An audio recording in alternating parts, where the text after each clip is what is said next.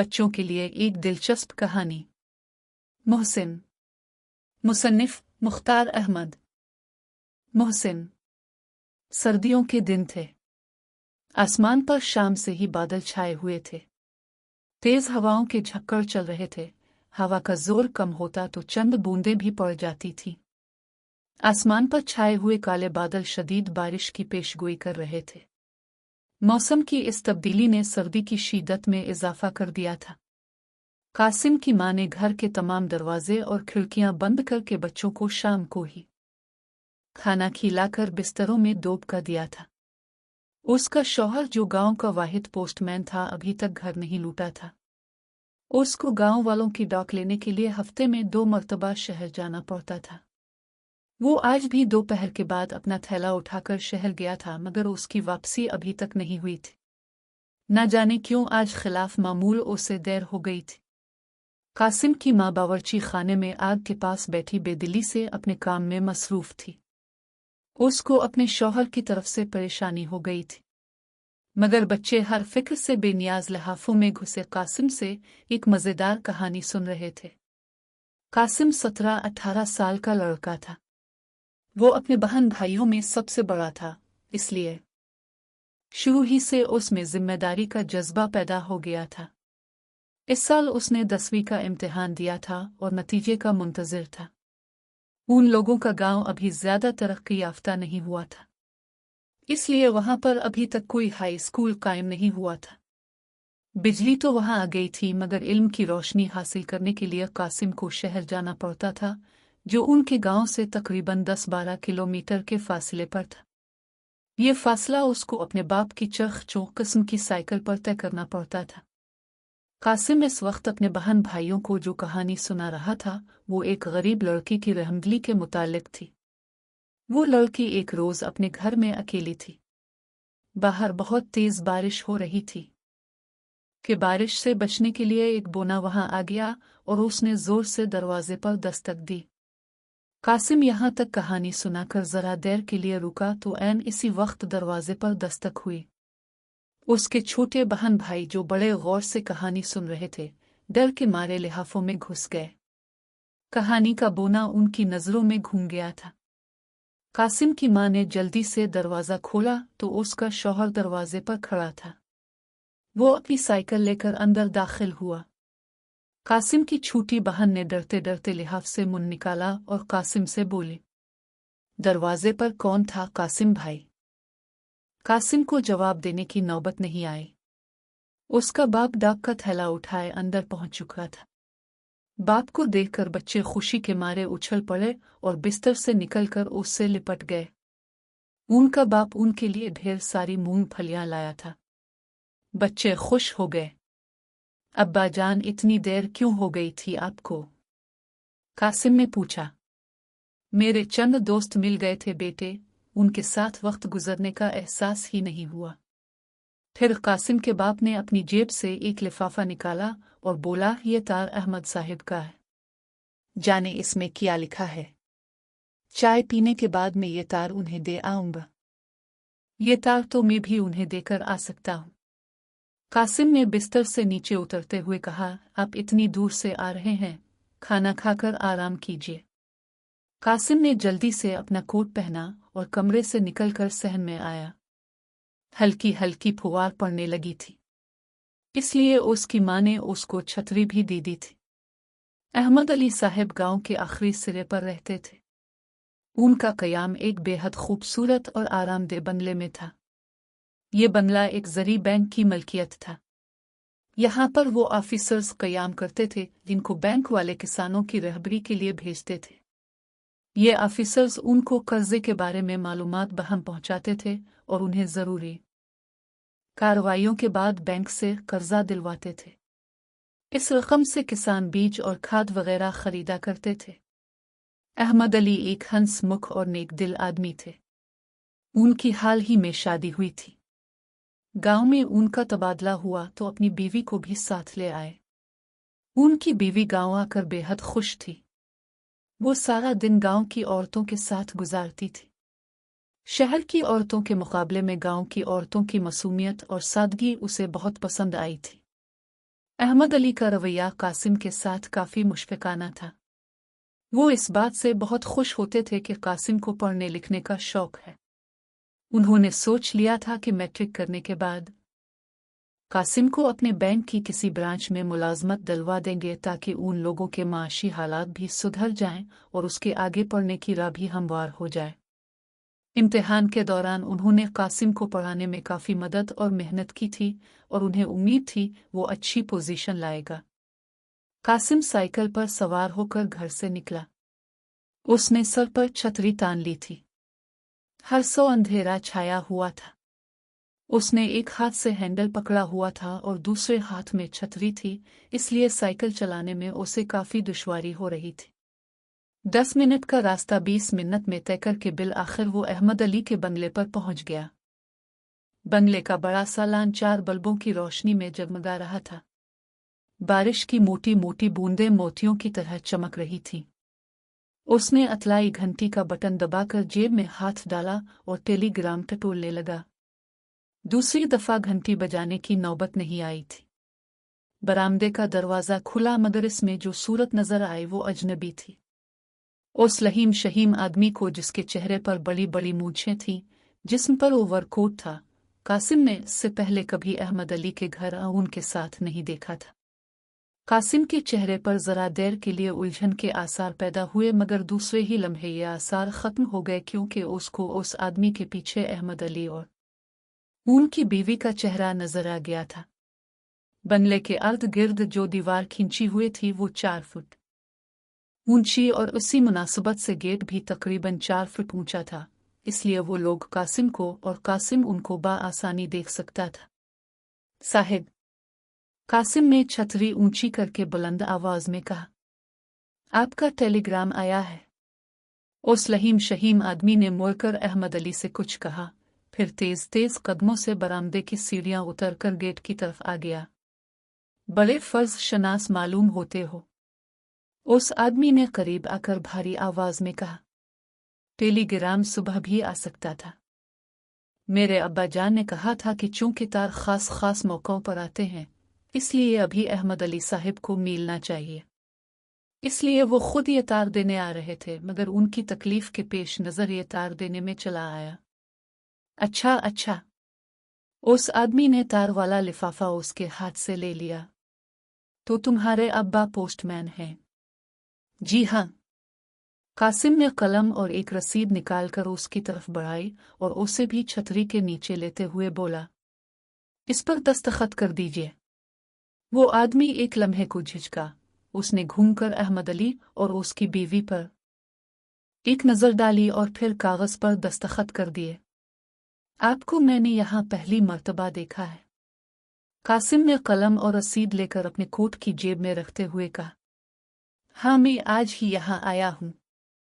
वो मेरे बहुत गहरे दोस्त हैं।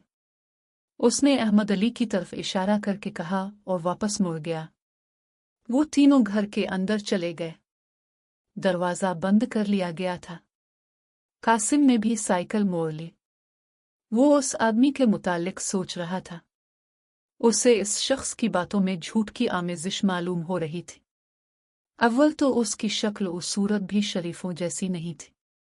दूसरे उसका बार बार घूम घूम कर अहमद अली और उनकी बीवी को देखना खासा मशकूक था।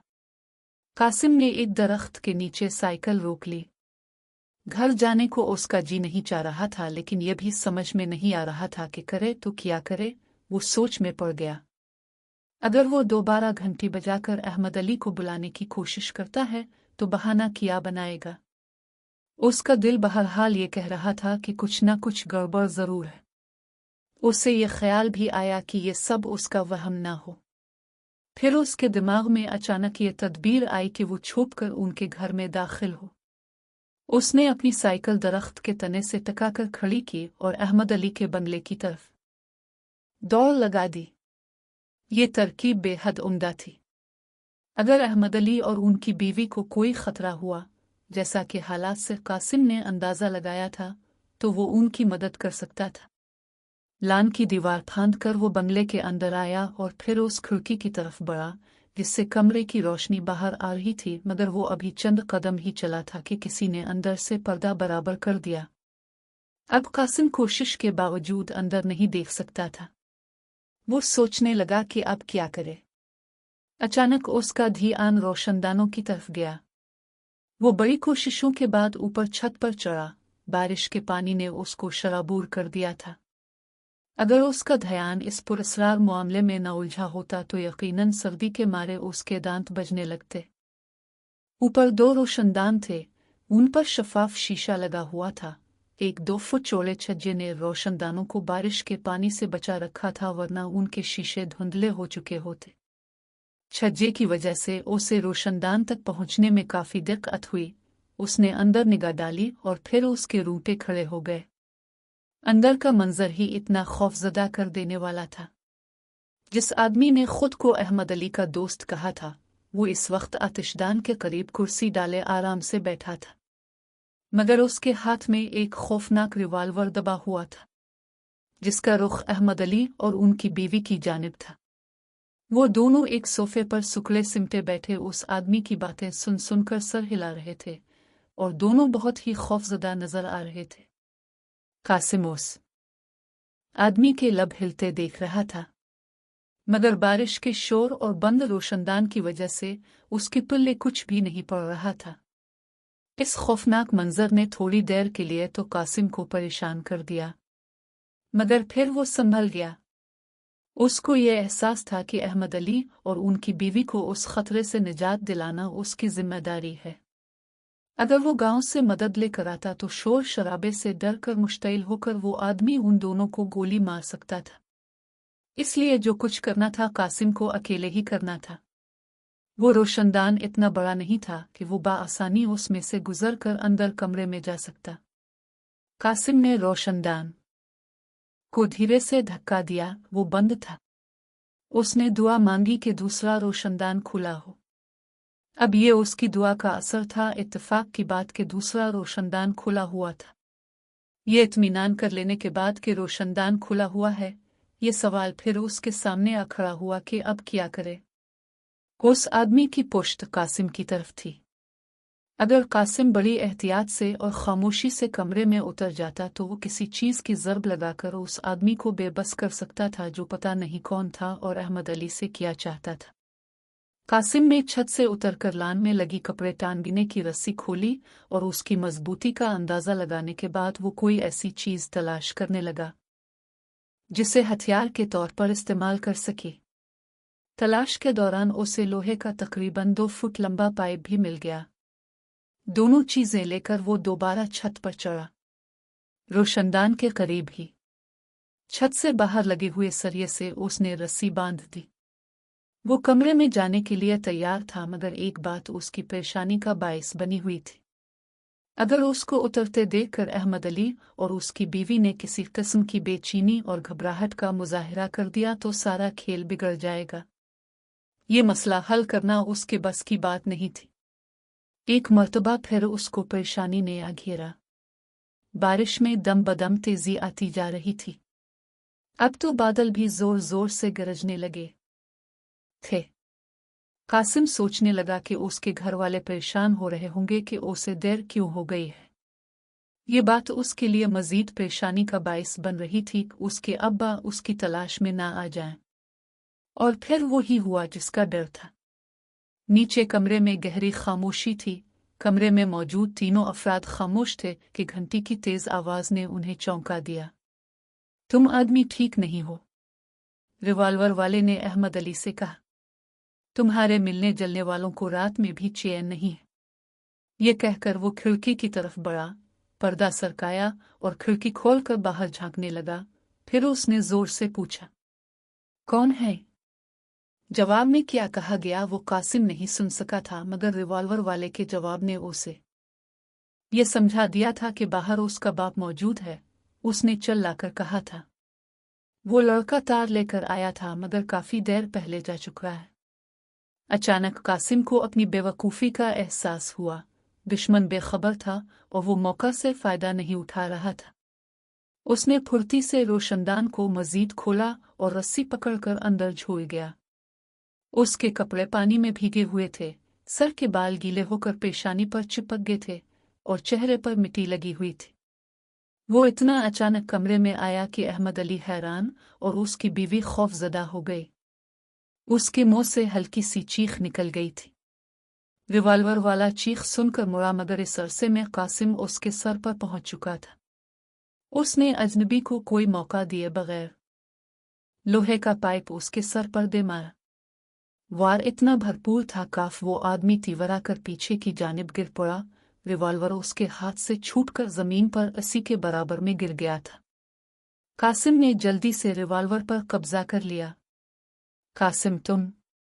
अहमद अली ने खुशी से चीख कर कहा। जी। कासिम ने चीखते हुए कहा, लीजिए आप ये रिवॉल्वर थामिए, मैं उसकी मशकें किस दूं? कासिम, मुझे यकीन नहीं आ रहा है, अहमद अली की बीवी ने खुशी से लरजते हुए लहजे में कहा। मगर तुम्हें कैसे पता चला कि हम पर क्या गुजर रही है? अरेबे वो छत पर मौजूद था और सब कुछ देख रहा होगा, अहमद अली ने कहा। मगर ये भी तो पूछे कि छत पर क्यों मौजूद था, उनकी बीवी ने कहा। कासिम ने उनकी तरफ मुड़कर कहा, उसकी वजह यह थी कि जब मैं टेलीग्राम देने आया था तो उस शख्स ने मुझे बताया था कि आप उसके दोस्तों में से हैं। बात सोचने की थी कि कोई शख्स भी अपने दोस्तों और मेहमानों को मूसलाधार बारिश में तार लेने के लिए नहीं भेज सकता। ये तो बड़ी बद अखलाकी की बात है। इस बात ने मुझे पुरअसरार हालात का एहसास दिलाया और मैं सूरत हाल का जायजा लेने के लिए ऊपर चढ़ गया। मगर ये है कौन? कासिम इसको बांधकर सीधा होते हुए बोला। ये एक मफरूर कैदी है, कई रोज से पुलिस से छुपता फिर रहा था। पुलिस उसके पीछे थी। उसको जौल देकर ये इस गांव में घुस आया। पनाह लेने के लिए उसको हमारा घर पसंद आ गया था। अहमद अली ने कहा, शाम से ये हमारे सर पर मुसल्लत है। जेल से फरार होते हुए उसने एक पहरेदार को भी कत्ल कर दिया था। हमें भी ये धमकी दे रहा था कि अगर हमने उससे ताउन नहीं किया तो हमको भी मौत के घाट उतार देगा। चूंकि ये शहर की जेल से भागा था, इसलिए इस गांव को महफूज ख्याल करके चंद रोज यहाँ गुजारना चाहता था। वैसे कासिम, तुम बहुत ज़हीन लड़के हो।